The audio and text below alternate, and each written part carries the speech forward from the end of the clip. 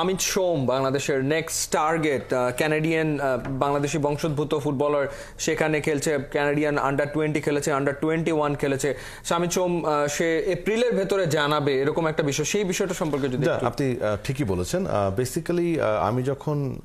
unofficially এই দায়িত্বটা পাই যে প্রাইমারি কমিউনিকেশনগুলি করার জন্য আমি বিভিন্ন প্ল্যাটফর্ম ওনার নামটা দেখি তখন আমি ফেডারেশন জিজ্ঞেস করি যে what's happening with Amit Som so primarily আমাকে যেটা বলা হলো যে তার ওই মুহূর্তে he was not very interested ফ্যামিলিগত ব্যাপারে বিকজ ওর ক্যানাডা থাকে ওয়েদার সবকিছু মিলিয়ে হি ওয়াজ নট কনসিডারিং তারপর আমি ওনার একজন ফ্রেন্ডকে লোকেট করি এবং তার মাধ্যমে ওনাকে রিচ করি very recently in fact last week এবং এখন যেটা ভালো অ্যাটলিস্ট উনি না বলে নাই আর উনি আমাকে বলেছে ওনার কিছু কোয়ারিজ ছিল পাসপোর্ট কতদিন লাগবে তারপরে আপনার এখানকার ওয়েদার কেমন ওই সময়টাতে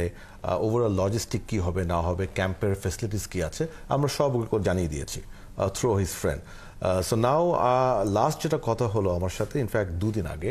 তখন উনি বললেন যে he will need about a week to 10 days মানে এপ্রিলের আমার মনে হয় 10-12 তারিখের ভিতরে উনি জানাবে যে উনি কি এটাকে কনসিডার করবে কি করবে না উনি ওনার কোচের সাথে কথা বলবে বলেছেন উনি ওনার ক্লাবের সাথে কথা বলবে এবং উনি ওনার ফ্যামিলির সাথে কথা বলবে সো উই আর ওয়েটিং মানে আমাদের তরফ থেকে এখন আর কিছু করার নাই উনি যদি আমাদের ইয়েস বলে আমরা ঝাঁপিয়ে পড়বো to bring him on board ইনশাআল্লাহ রাইট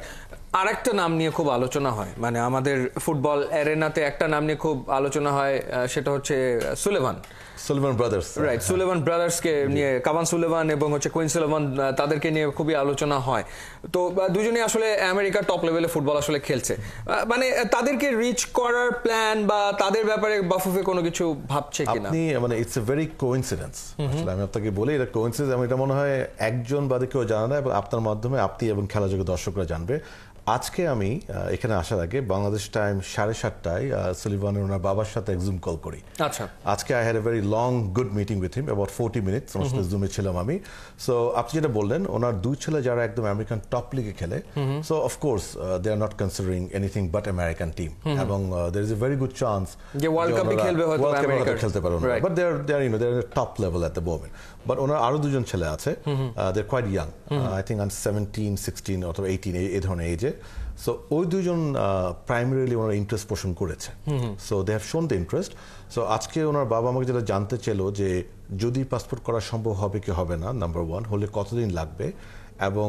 ওনারা যদি হয় কোন স্কেলে কোন টাইমে খেলাগুলির সুযোগ আছে সেসব তথ্য আজকে উনি আমার থেকে জানতে চেয়েছেন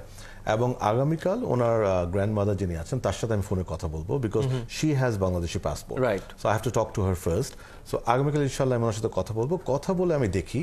আমাদের এখানকার প্রসেস জানতে হবে যে কতদিন লাগে উনি যে ইনফরমেশন চেয়েছে আমি ওনাকে বলেছি নেক্সট উইকের ভেতরে ওনাকে জানিয়ে দেবো সো